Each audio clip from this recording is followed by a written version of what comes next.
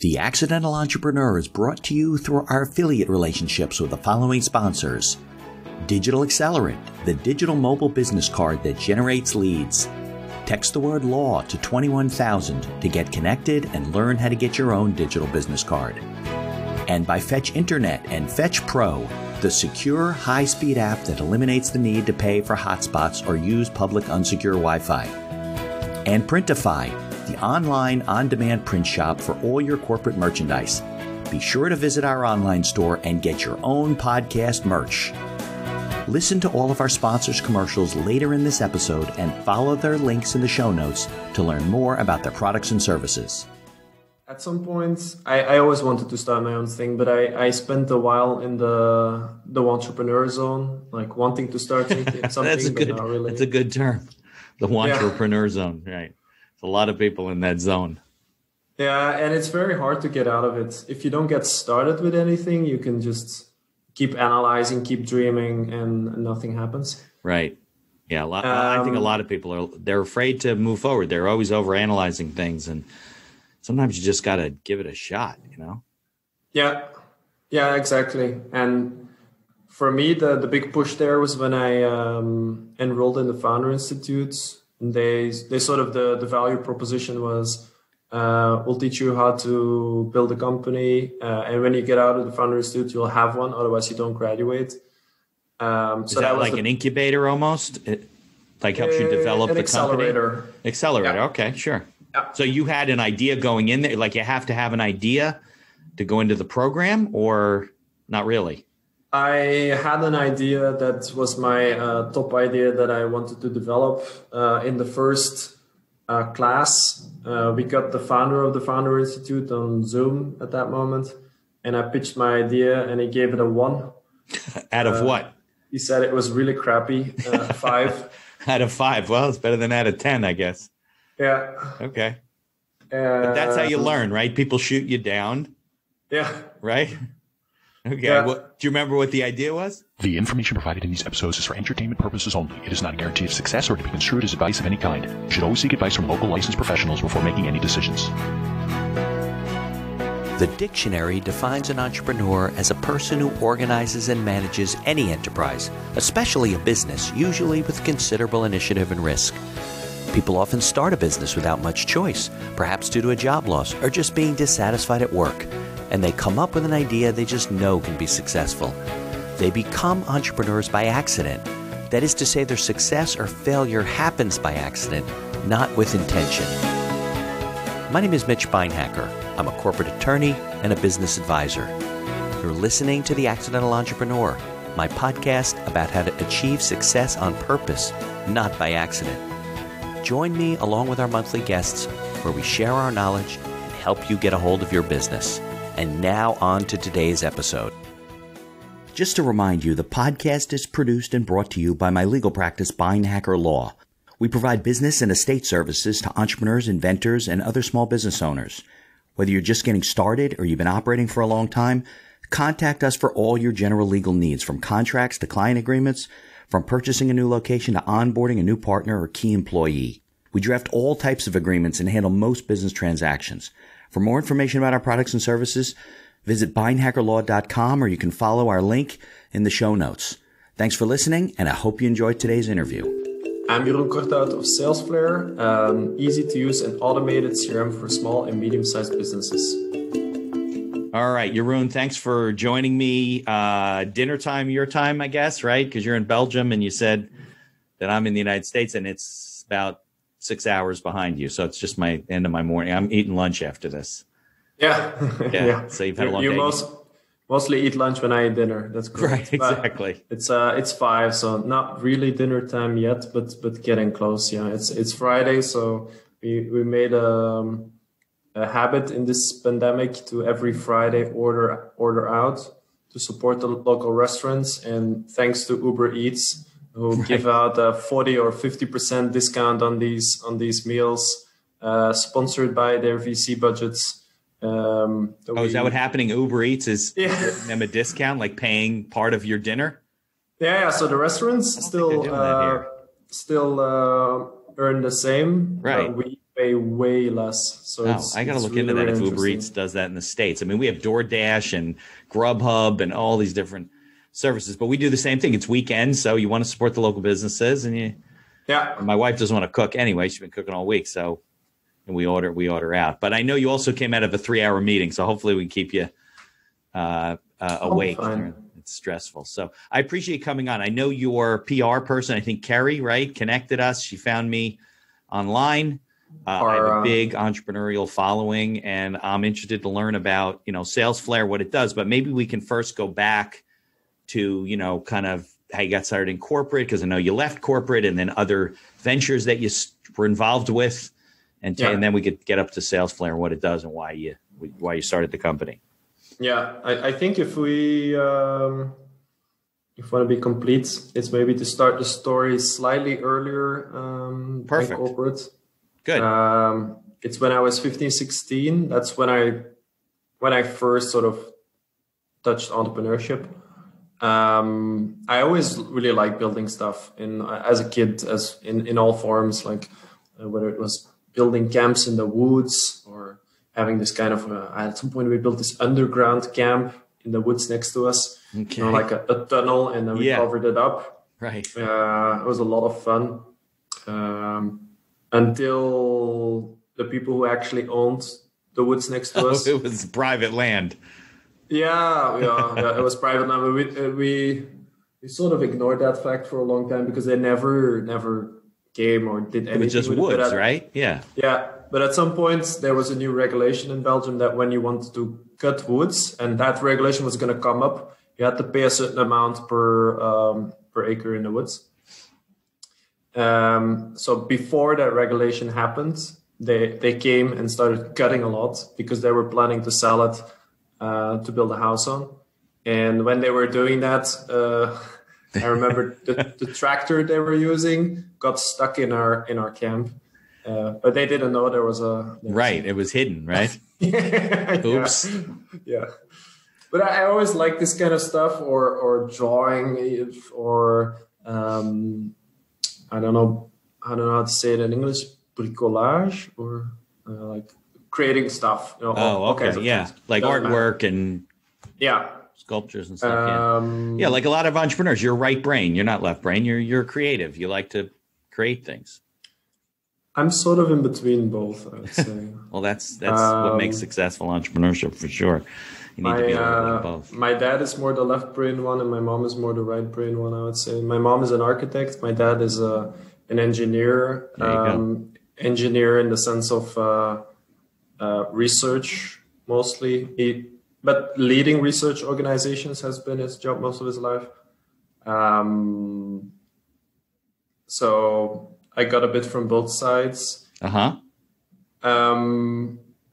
my first time that I really sort of did something for other people and got some money for it and stuff. Right. Was when I started building websites. Okay. At first, me and some friends, we were on GeoCities building this. Yeah, I remember. I don't know whether you remember that. Yeah, I do. I remember GeoCities. Yeah. These very easy, awful websites with some animations in the counter at the bottom, etc. Right. That's what sort of started sparking my interest in websites. Was that in high school? You were still a teenager, or? I was at that moment. I was 14, I think. Yeah. Oh, okay. You did it early. Okay, and it wasn't as easy then as it is now. You know, all the tools that people go build their own websites. Yeah. So GeoCities was easy, right? But then from there, it didn't look so good, and there weren't a whole lot of possibilities. Right. So I started learning some HTML, and I started learning some Flash. Flash was still a big thing back then. Yeah. Now it's dead. At that moment, people at least considered building full websites in it. And I did that for a bit, building for different people, including my mom. So it was like a little small business. You were dealing with customers, you building websites for people. They were all small business owners? More or less. I mean, I wasn't earning a lot of money. I mean, in my eyes at that moment, it was a lot of money. Well, you're 14 years old, so you get $10 an hour. You think it's a lot of money. Yeah. Or Right. somebody would pay me by just buying me a book or something. Right. You would be like, Super this is happy. great. Sure. Yeah. And then I actually saw my future, me having a web agency. I thought that was going to be the coolest thing. And next to that, I also discovered there was this whole thing online, like there was eBay at that moment. And there was some secondhand websites coming up. And I saw this sort of arbitrage opportunity of buying secondhand phones in Germany and the UK, and then reselling them to people in Belgium. So I would find the really cheap ones, and I would have this sniping software on eBay that would buy them at the last moment instead of starting to bid early. It was just at the last 3 seconds, basically, would bid. Really? Did you develop that software? Or was it software you bought? No, it was there, and I use it for free. Okay. I was a teenager, so I didn't pay for anything. Right. So I always wondered that you're bidding on something in eBay. And there's always somebody who comes up like the last second and they outbid you. So that's what they were doing, right? That's automated. Yeah. And it's there's a lot of services for that. And it's sort of, you need to be very specific where you put it, because if you put it too late, you might, with all the delays and stuff, you might be just too late to do the bid. So I think it was usually 3 seconds was sort of, at that moment at least, was the right moment. Of course, if you have another person using a similar software, then they're competing with you, right? Yeah. But, so then you would buy these things and then put them up on your website and then resell them in Belgium? I would go on secondhand websites in Belgium, put the things up there. Sometimes I got the thing and there were a bit too many scratches on it or something, but then at that moment, it was a thing with cell phone covers. Yeah. So I would buy another cover and it would be fixed. You like refurbished it? Yeah, slightly refurbished, and then we sold it. And it's like, oh, it's like new. It was like Amazon Marketplace, right? You went kinda, right? Sort of, yeah. Yeah. I actually still like to do that as a hobby, just to upgrade my phone. I still do a similar thing. To upgrade them to like not the newest phone, but maybe a newer phone. Yeah, for instance, now I have the Google Pixel 4 XL. Right. And I actually found a guy who offers the 5, but I saw that the 5 is worse. But I could get the 5 now. Some people are selling them already. So I don't get the newest phone at the moment it comes out, because nobody sells it then. Right. But from a few months after, people start actually putting them on the market because there's so many crazy people out there wanting the latest phone. Right, of course. And you save a lot of money, right? Because you're not paying top dollar anymore for. No. It's like, for instance, they sell this one at 800 or so. Right. Like Google when they start selling, and I buy them at 400. Just a few months later. Yeah. And then when I upgrade, I had a while I could keep it going that I actually was winning money by doing this system. Now I pay a little amount of money to upgrade. Okay. So you're really, it's a thin margin now. Yeah. Well, I mean, I'm upgrading my phone and I don't pay a lot of money for it. And I upgraded very Plus, you're able to sell the old phone, right? So that you're only paying the difference between the two. Exactly. That's what I mean. Yeah. Right. Sure. The difference isn't big. Yeah. Now, to go forward in my story, I thought about studying computer engineering to have my at university. Yeah. But when I went to the open day, it just seemed it seemed like the things that they were exhibiting were a bit out of my world, and the people exhibiting them seemed kind of nerdy. So I didn't end up choosing computer engineering. I still did engineering, but I went for electrical engineering with business management in my bachelor. Yeah, those are good combinations, because you need to learn how things work and how you put them together, and also the business side of it. Yeah, and I always liked that. So when I went for my master's, it was biomedical engineering, because I figured was way more interesting than energy or making cell phones or microcircuits or whatever. Right. Those were my other options. And I could have a bigger impact on the world. But then when I went applying for jobs after that, it was kind of frustrating because I didn't really want to do a pure engineering job. I wanted to do something with customers. Right. I always liked creating stuff, but not creating stuff disconnected from people. Right. And I remember the point that I was in a job interview, and it was for an application engineer position, which was sort of with customers already, but I wanted more with customers. And they said, oh, maybe a project manager or something for you. And then they made me do a test whether I was a good project manager. They decided I wasn't. So I wasn't getting the job. Okay.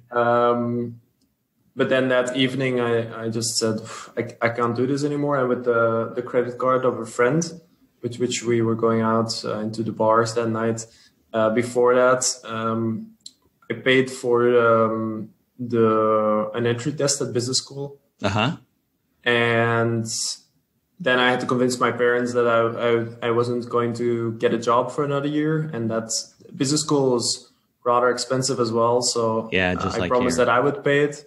That's an MBA? Is that what it is? It's a master's in business? It's sort of like an MBA, but then for people who just graduate. So imagine it's the same program. Right. The professors are maybe a bit less. And of course, the student body is not fellow people who work, but fellow people who just graduated. And it's what, a 1-year program in addition to a 1-year program? So it's another 1 year? Yeah, Right. It's called a Master's in General Management. Okay. So I did that, and that was really nice because I after that I actually went into marketing. I didn't go into engineering at all. Right. And I went to do marketing in a pharmaceutical company because, well, I studied biomedical engineering. I want to do something medical. And that was because I thought, I had my eyes set on starting my own company. Right. But I felt that I didn't have necessary experience yet. I knew nothing. Right. Well, you come out of school. You don't. It's ironic. You go to school for 5 years and you learn nothing about the real world. Yeah. Yeah. Not how things work. No. No, not at all. So that was really your first corporate job, though. Then you're right. Yeah. It was an actual corporate job. I was working at a Baxter. Baxter, a big US pharma company at that moment, about 40,000 employees. Yeah. I know they split up the company now, sold parts to here and there, but at that moment, it's always realigning that industry. Yeah. 40,000 people. And I was in the Belgian subsidiary, working on the marketing for some vaccines, and also for some, blood products. Part of them from plasma, part of them recombinant. Doesn't matter. I thought that this was going to teach me on how to put a product in the market, because I was interested in learning that. Right. It didn't really. No. I imagined way more in a job like that.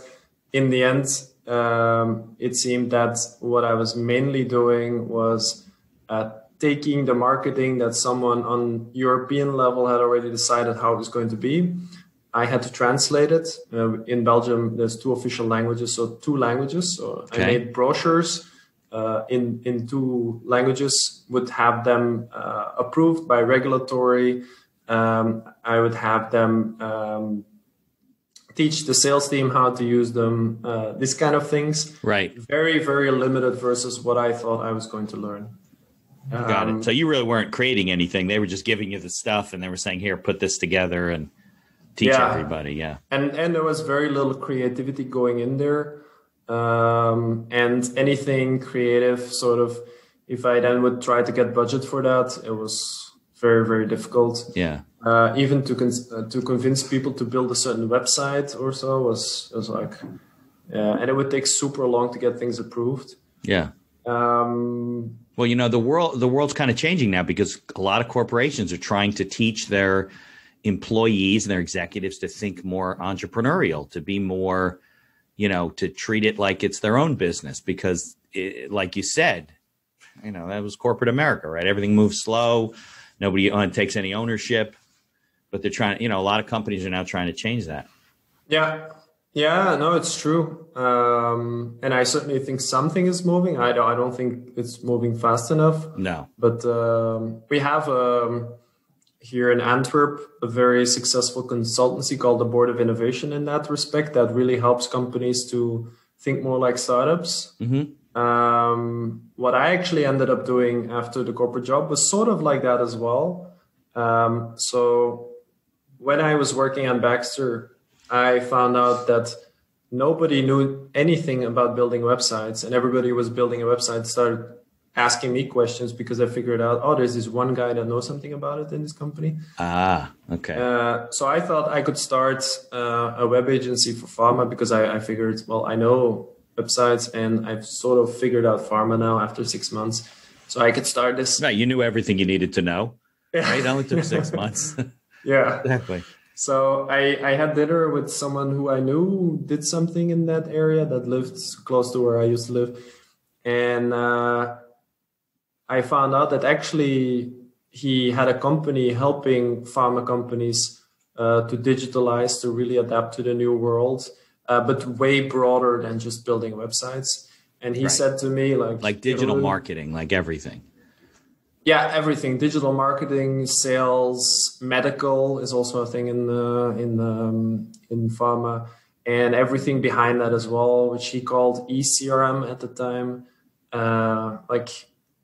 In the end, we did in the beginning we did a lot of websites when I joined them, right? And limited digital marketing campaigns. Towards the moment that I left, we were doing full multi-channel marketing campaigns.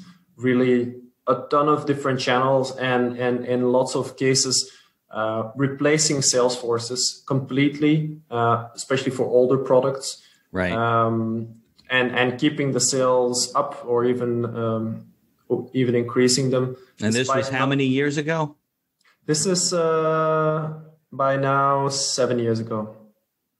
Yeah, so when I left, social media wasn't as developed as it is now. I mean, it was developed; it was out there, but it's a little different now. Yeah, right? Well, yeah, we have more advanced social media features, I guess, but Facebook ads existed, and LinkedIn was there, right? Twitter, and yeah, it wasn't. I mean, not a huge much competition, right? Exactly. Social media is a hard one for pharma, though. But there's a whole lot of other things you can do. Regulatory always is a huge showstopper. Right, of course. Like the financial business, it's the same thing. You got all kinds of regulatory stuff. Yeah, and also, well, towards doctors, that's one degree. But then towards patients, it's really, really, really regulated. Right, sure. Less so in the US than in Europe. Europe has more regulations. Yeah, way more. Yeah, I find that in a lot of industries. They have a lot more. They're like more ahead of the curve when it comes to like environmental regulations and healthcare regulations and food I mean, we have things in products in the United States that Europe would never put in allow in their products, you know? No. And to a large extent, I think that's a good thing, the regulations in Europe. Yeah. Some things are not good, but yeah, that's food for another discussion. It's another episode. Yeah. So you worked for him for a while then? Yeah, he told me, like, come work for us 6 months. I'll teach you everything. If you want to leave, then leave, whatever. I ended up working there for 4 years. Okay. It was a great experience, though. I moved from the very corporate atmosphere where I didn't have a lot of interesting projects or so, where all of a sudden I could take on all the interesting projects for the corporates. I was the youngest account manager there, which meant that I could take responsibility for clients, see what their needs were, develop solutions for that, write proposals, make budgets, set up project plans, get other people to collaborate. Was that still relatively a small business? How many employees did they have? When I joined, we were 35. When I left, we were above 60. Okay, but the other company was 40,000, so it was a little different. Yeah, very different. But we would work for way bigger companies than Baxter also. Sure. We would work for all big pharma and some biotech as well. My main customer actually was a biotech company called Celgene. Oh, sure. I know Celgene. Yeah, they make some drugs. Unfortunately, I had a friend who died. He had multiple myeloma. Yeah. And they make one of the leading drugs I know, treatments, therapies or something. Yeah. Revlimid. Yeah, I worked a lot on that. Yeah. Oh, you did? Yeah. Yeah. Yeah. Both in Europe, Canada, and the US. Oh, okay. So I spent a lot of time there. It was a really great experience. It was much more like leading my own business. Yeah. Because I was basically responsible. Yeah, they were like your customers, like the accounts you were managing, right? Yeah. And I really learned a lot there when it comes to sales and project management and taking care of people and managing stuff in general. Were you learning the business side about, how to run a business and, deal with all the ins and outs of entrepreneurship at that point, or you really kind of had to learn that on your own? A part of it, I would say. I mean, I learned how to do sales. I learned a lot about marketing because I was doing marketing projects. I learned also about making budgets. I learned about project planning. What I did not learn was having employees and all that, managing and hiring and these kind of things I didn't learn, of course. Right. But I did see how the business was organized, obviously. And we also went through a lot of things as we grew from 35 to above 60. There were some inflection points there and things had to be reorganized. And that was a really great experience to be part of that. Next to that, I was often also at different companies on site. I spent on site. The clients. Yeah. At least 3 clients, experiencing very, very different cultures and ways of working, which was extremely interesting as well. Okay. So after 4 years, did you start your own company or what did you do after that? Because I know you said you had some ventures that you were involved with, right? Some startups? Yeah. So at some point, I always wanted to start my own thing, but I spent a while in the entrepreneur zone, like wanting to start something. That's a good term. The entrepreneur zone, right? There's a lot of people in that zone. Yeah, and it's very hard to get out of it. If you don't get started with anything, you can just keep analyzing, keep dreaming, and nothing happens. Right. Yeah, I think a lot of people they're afraid to move forward. They're always overanalyzing things, and sometimes you just got to give it a shot, Yeah, exactly. And for me, the big push there was when I enrolled in the Founder Institute. They sort of the value proposition was, we'll teach you how to build a company. And when you get out of the Founder Institute, you'll have one. Otherwise, you don't graduate. So that was like an incubator almost? It helps you develop the accelerator. Company? Accelerator. Yeah. Okay, sure. Yeah. So you had an idea going in there, like you have to have an idea to go into the program or not really? I had an idea that was my top idea that I wanted to develop. In the first class, we got the founder of the Founder Institute on Zoom at that moment. And I pitched my idea and he gave it a 1. Out of what? He said it was really crappy, 5. Out of 5. Well, it's better than out of 10, I guess. Yeah. Okay. But that's how you learn, right? People shoot you down. Yeah. Right? Okay. Yeah. Do you remember what the idea was? Yeah. I do remember. It was actually some guys started my idea a few months ago, and I saw it in the news. Recently, like a few months from now? No, yeah, 4 months from now. Yeah. Yeah. Okay.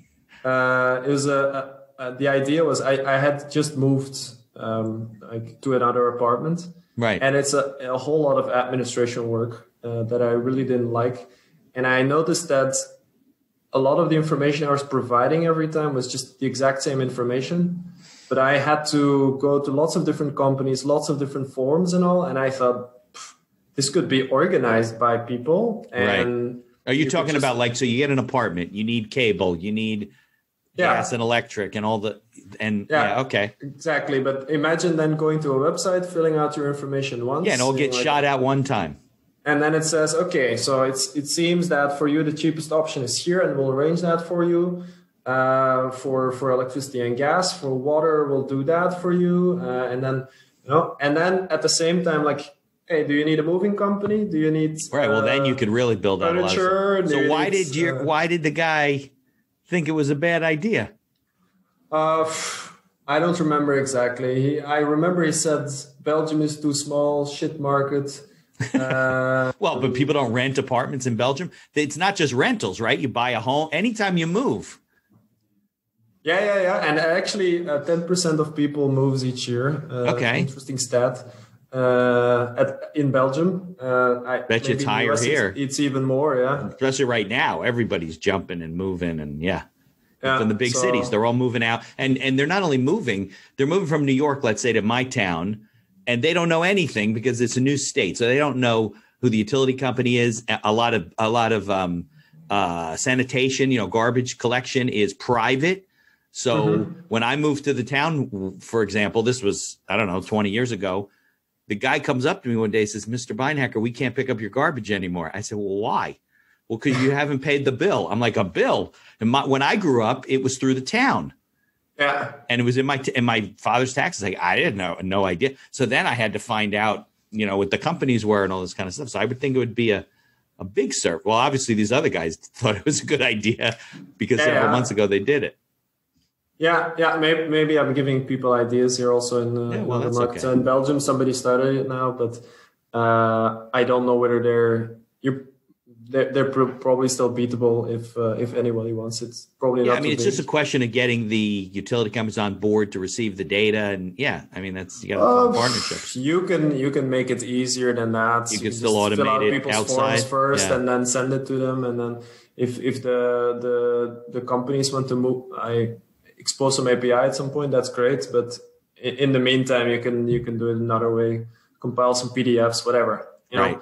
You always need to find the easiest solution first if you want to implement it. Right, without saying, we need 50 partners to launch this thing when you can do it yourself. Right. Yeah.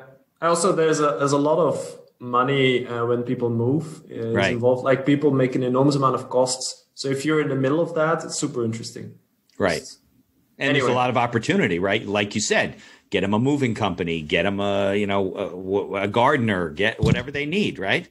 Furniture, put some pans, Yeah, good point. Anything. Right.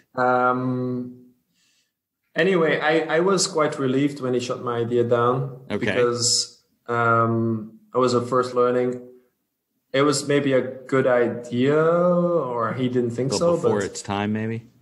But I thought about the idea because I hated moving administration, and I figured if I'm going to lead this company, all I'm going to be doing is moving administration. Maybe it's not for me. For everyone else. Right. Yeah, you would have been doing what you hated for other people. Exactly. Yeah, that's not good. Yeah. So I was kind of relieved, and then I found something else. So you had to find something else, right? Yeah, of course. Yeah. So what did you find? I started a platform for doctors to stay on top of the latest research. Something totally different. Okay.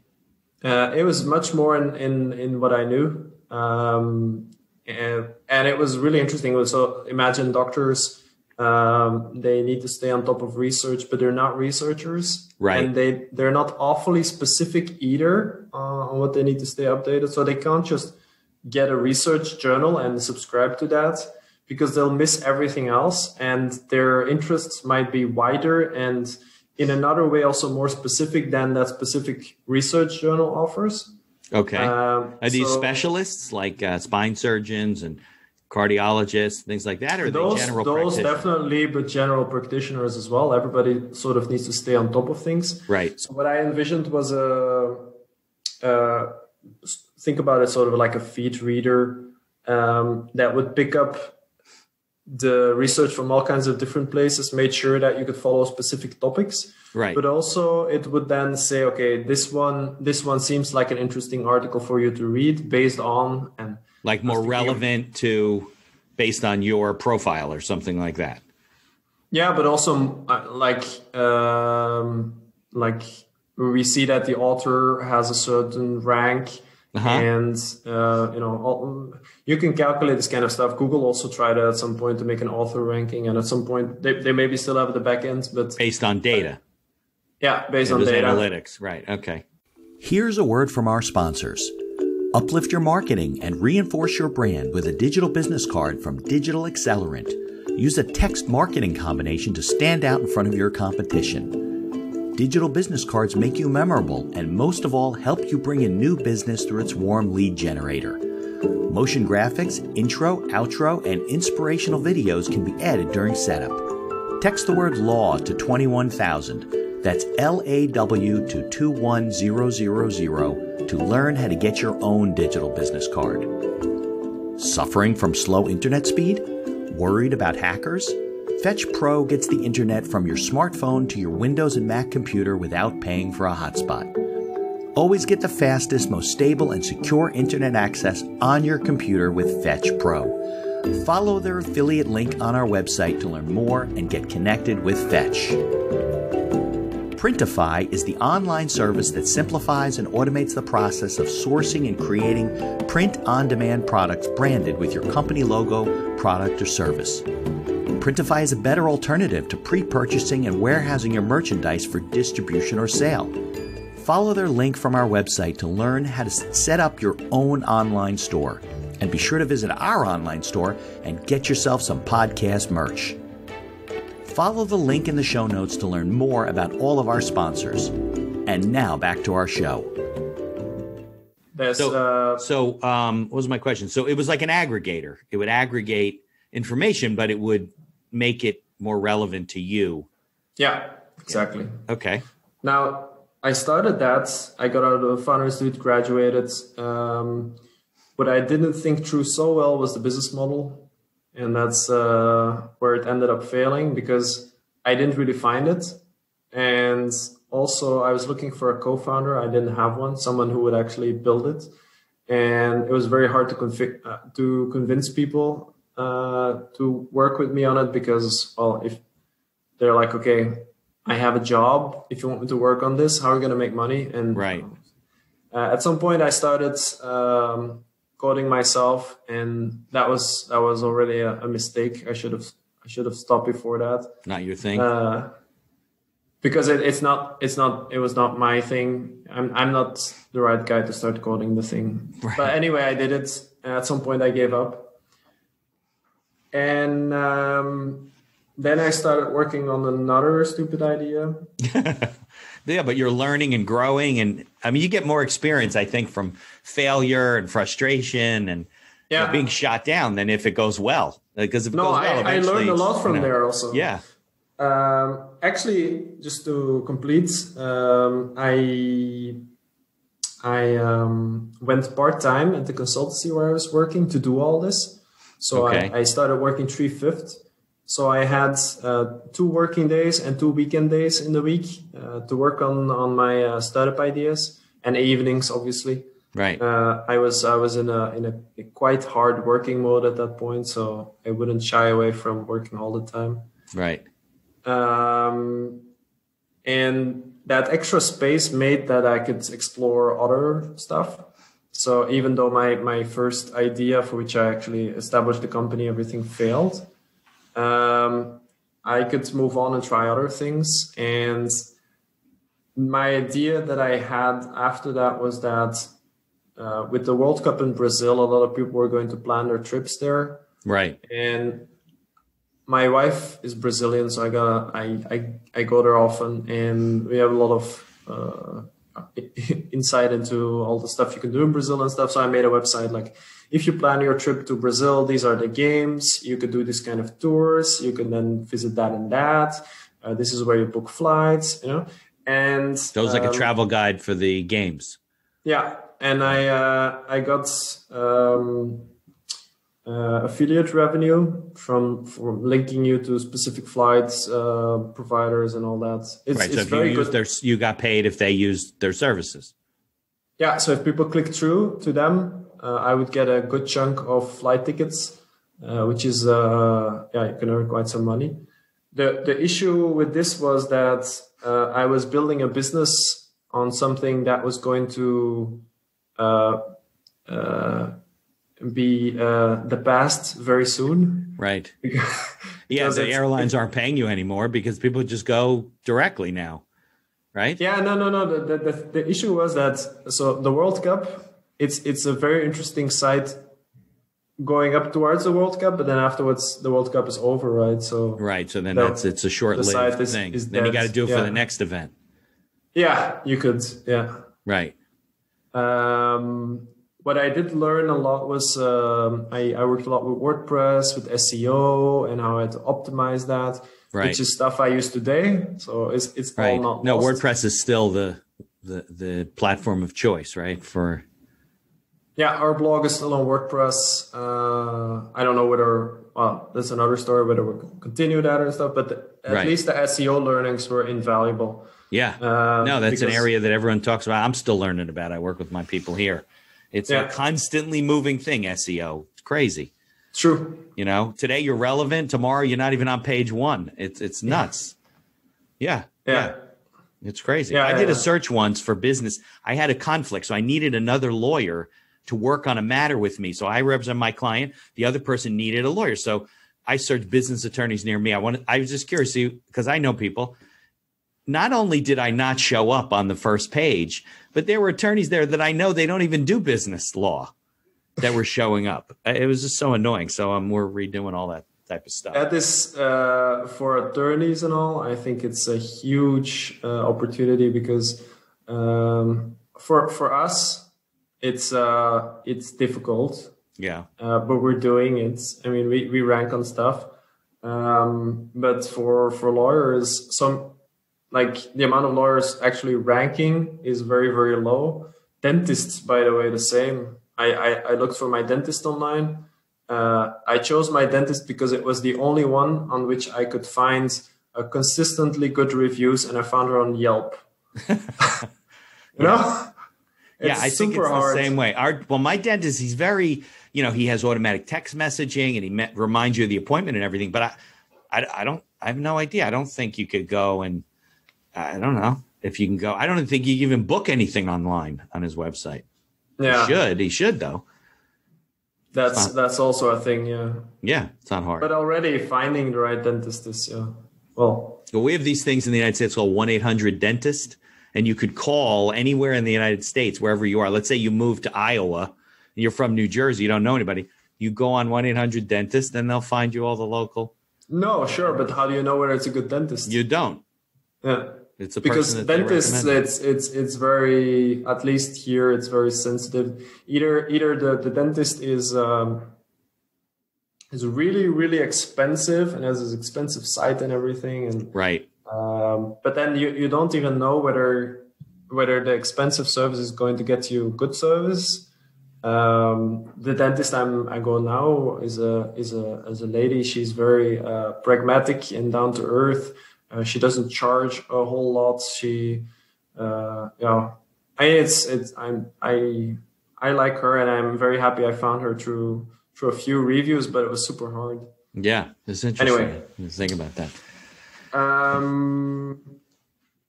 So we're getting. Yeah. I had the website for the World Cup. Right.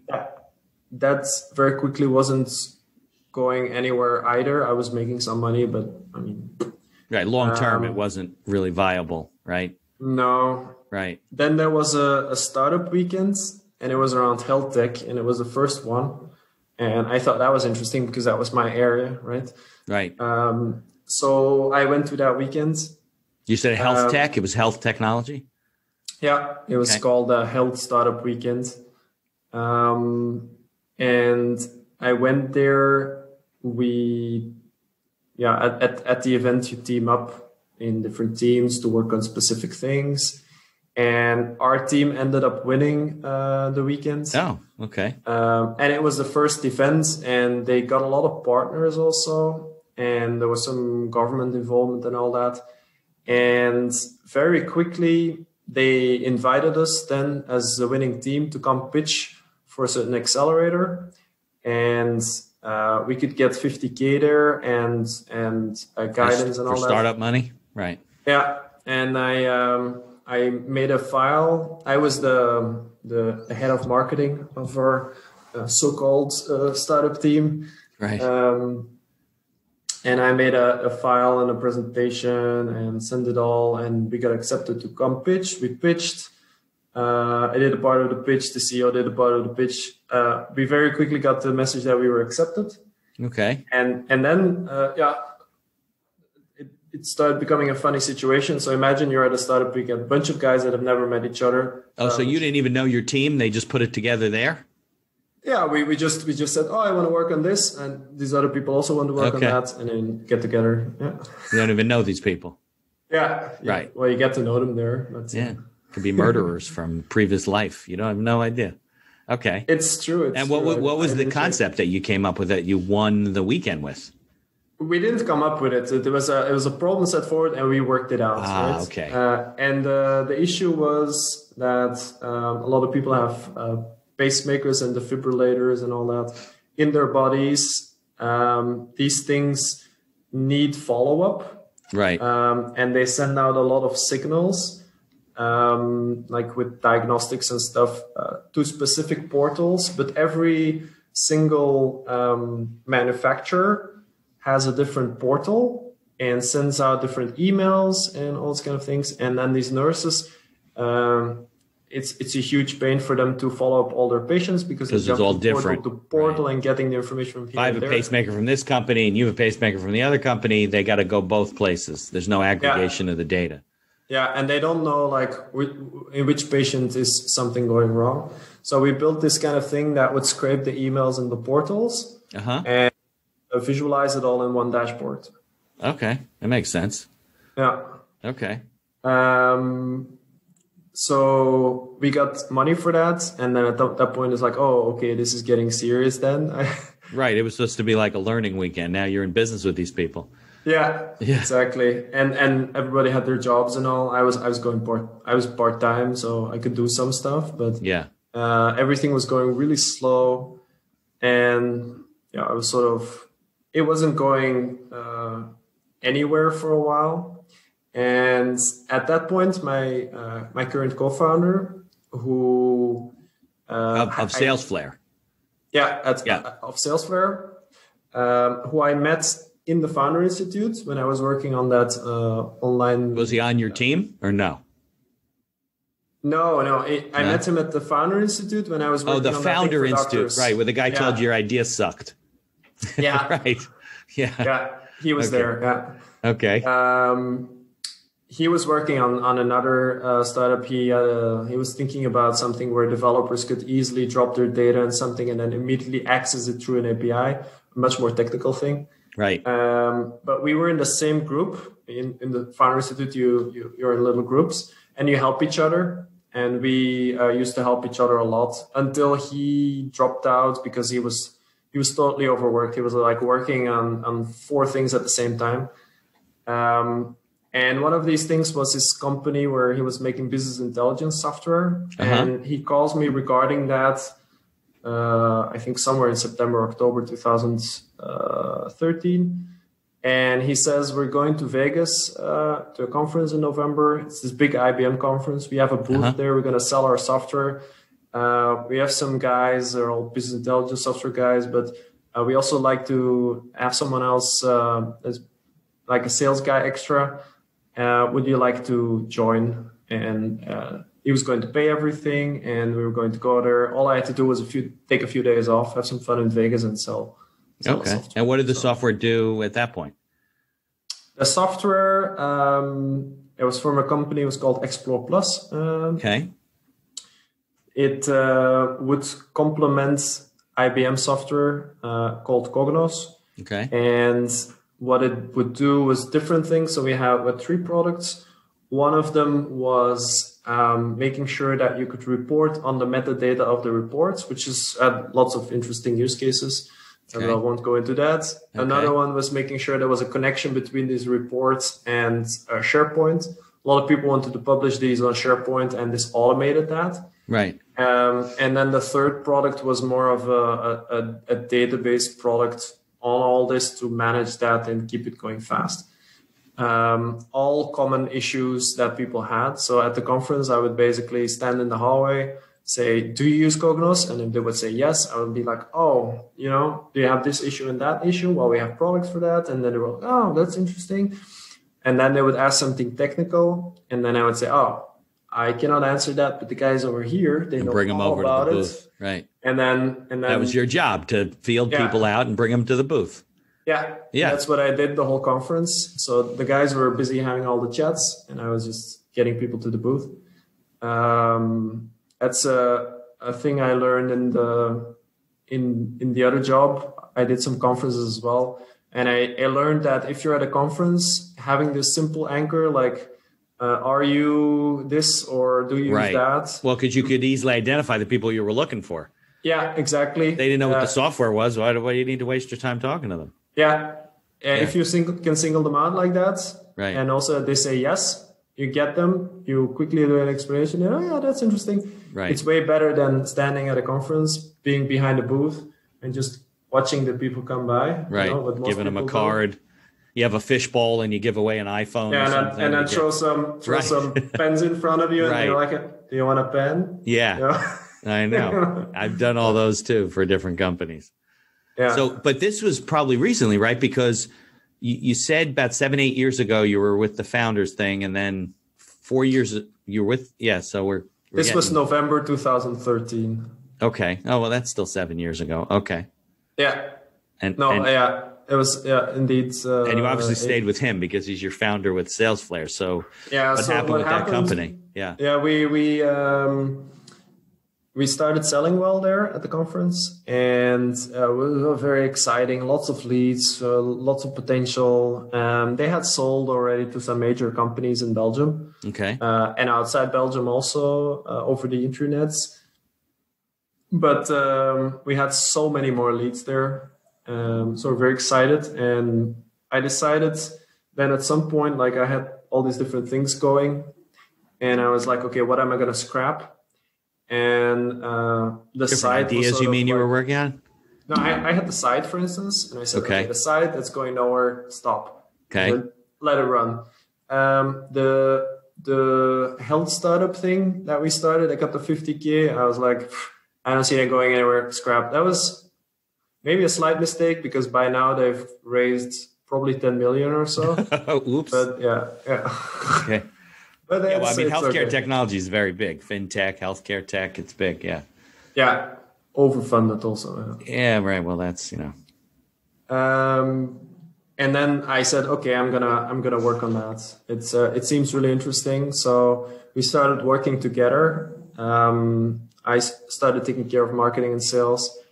And it was during that time that we sort of got the idea for Salesflare. The other co-founder of my co-founder on that company sort of started like losing his interest a bit. And especially his wife was like, okay, at some point you need to stop this because it's not going anywhere.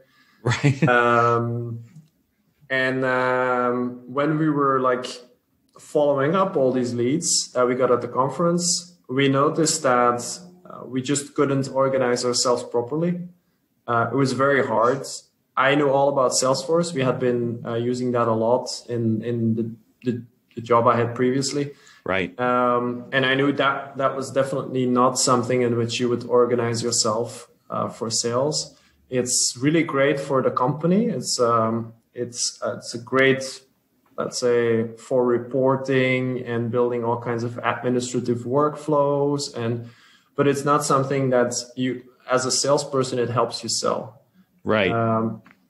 I saw actually that in most cases,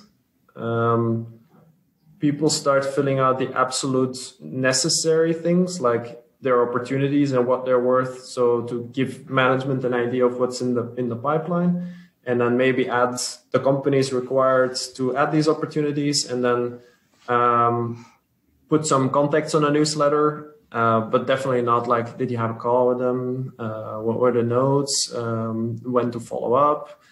None of that for us appeared in the CRM. No, in Salesforce? In Salesforce, yeah. That doesn't do all that stuff? It does all these things, but it's built in such a way that it just, you don't want to do it. It's not super easy. It's a lot of work. It's a bit slow, and it's not organized in such a way that it makes it easier. Plus, it's just, I'm going to go a bit forward. So we tried Zoho as well. That's what the guys were using at Expo Plus. Right. Same issue. It's just Salesforce, but then cheaper. Made in India, so they can make it all cheaper. Right. We tried other stuff, but none of that worked for us. And what we noticed was that it wasn't because it was necessarily really bad software or something, but it was more the expectations that the software was putting on us. And the expectation was that we were going to be these great people at filling it out. Every time something would happen, we would say CRM and put it in there. Right. Every time we met someone, we would put it in there. Right. But that's a lot of work. Not everybody does that. Yeah, it's not only a lot of work. You need to have this amazing amount of discipline and habits and to make that happen. And even if people maybe have it at some point it also starts slacking. Like you often see in salespeople who aren't selling much yet, they're very good at filling out the CRM. Right, because they don't have any data. Right. Yeah, and they can show that they've been doing something, right? But then at some point, these people start selling well, and then they're like, forget about the CRM. I'll just focus on selling. And then the sales manager says, what about the CRM? It's like, what do you want me to do? Do you want me to fill out the CRM, or do you want me to sell and make sales? But they need the data to analyze what's going on with your sales efforts, right?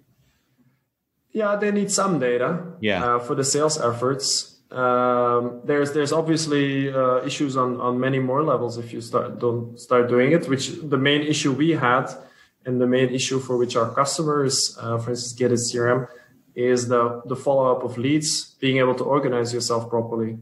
Because if you have 5 leads or so, you can do it in your brains. Right. But as soon as you have 50, more than 10, more than 20, it starts becoming difficult to organize. You got notes all over the place, and you're trying to keep track of things. You got reminders on your calendar. Yeah. Yeah, it's all over the place. Yeah, if you then start forgetting to follow up people, or forget that you discussed something in the previous call already, or then you start disappointing people, deals start slipping, and you lose out on a lot of opportunities. Plus, you're just making people unhappy. So it's a snowball effect. And then, one person who's interested runs into you, and you go, well, I was dealing with your own organization, but they didn't really follow up with me. And then, that's especially in nowadays and the sort of setting we are in, where everything is reviewed and stuff. It's only worse, right? Because people will read about how bad you treat your customers, and it's all out there. Yeah, right. And you know what it is. If you're happy, you tell like 5 people. If you're upset, you tell like 100. Yeah. So how does Salesflare? I don't mean to jump ahead of you, but how does Salesflare address those things that these other CRMs didn't? Because I know. Yeah, so we figured that a lot of the data inputs that we were doing was actually just duplicating information, thinking about it technically. Like and also we would live in 2 worlds. So we would live in our mailbox, for instance. Right. Doing lots of emails, new people would be copied in, there would be email signatures, and then we would start putting this information into another system, into the CRM manually. So it's like, you send an email in one place and then go in the other place and you say, okay, I'm going to add a contact. And I'm like, look in their email signature. And I was like, oh, that's their phone number. But the phone number. No, you want the email to be able to jump right into the pipeline, right? And just connect. Yeah, not just the email, also the name of the person, the email address, their phone number, their address, their social profiles, their, everything. It's not just emails. It's the calendar meetings. It's the phone calls. Right. It's, email open and click tracking, web tracking, information about the companies, information about people. Like I said, the email signatures. An enormous amount of information is available already and is digital. It's accessible. Right. And it's just a matter then for a CRM to actually access all these things. see how it needs to be combined, organize it for the salesperson in a way that the salesperson just says, okay, this is the company I'm selling to. And then it says, oh, it seems like, you know, this and that guy. And we added all the information for you. Okay, I want to add that guy, that guy, that guy. That one doesn't belong there. So what it integrates? Well, obviously a lot of them do this, but so it integrates with like Google and Microsoft, right? Plus it also pulls data from other places. Yeah. So actually at the moment that we started Salesflare, these integrations weren't common at all. Right. So we were like light years ahead. It's like people would tell us like, oh, you're going to integrate with emails. We just want to have the important emails in our CRM. We just want to copy it there. But this whole timeline thing in the CRM seems like a bit too much. Right. That's what people would tell us back then. Nowadays, it's the norm. But especially what we still do very differently is the way the data is built up. We consider automated data input as how things should be, and then allow manual data input if necessary. Right. Well, while sense. Other CRMs come from a manual thing and then said, okay, we can synchronize in some data.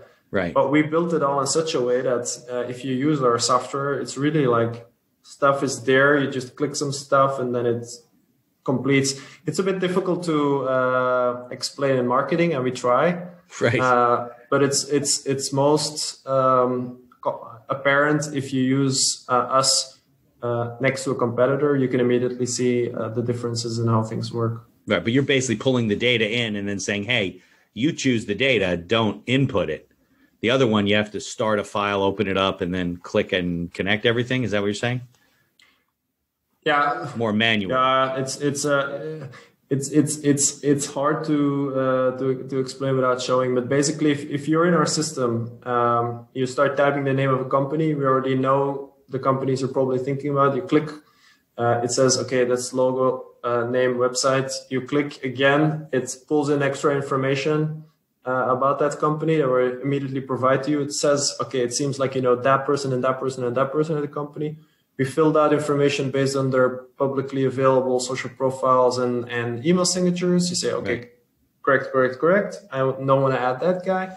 Then it says, it seems like your colleagues know these guys, because we know that based on their email inboxes and calendars. And it says, it seems like this colleague has a really great connection with this person. It says this kind of Wi-Fi signal thing that says great connection. And you can see that another colleague also knows that person, but not so well. So you could always use that person as so it's pulling data from like LinkedIn and Facebook and all kinds of places? Yeah. Someday it doesn't like directly integrate with LinkedIn because LinkedIn doesn't allow this kind of stuff, but it pulls some information from the. And then as you add people, it also fills in the timeline because there's access to the mailbox and the calendar and the phone, and then automatically compiles that timeline, and then you can share it with your colleagues. And actually from your separate mailboxes and calendar and stuff, it all centralizes everything in one place. It also keeps track of which attachments you've been exchanging. So it's all the attachments, all the files are listed up for you. It shows some social updates. It auto creates tasks. So it says like, it seems like you haven't heard this customer in 7 days. You want to follow up. It says, it seems like you didn't add notes to this meeting. You want to add notes. So some little artificial intelligence. It seems like you didn't answer this email. Do you want to answer the email? And if you do, then it auto completes all these things also automatically. So is it better for some industries versus others? Yeah, we only build it for B2b. Okay. B2b sales. It's only for small and medium-sized businesses at this point. Enterprises, they want the kind of customizability that Salesforce offers. We don't. Right. I mean, you can customize stuff, but not to a level where you create custom objects and all this kind of things.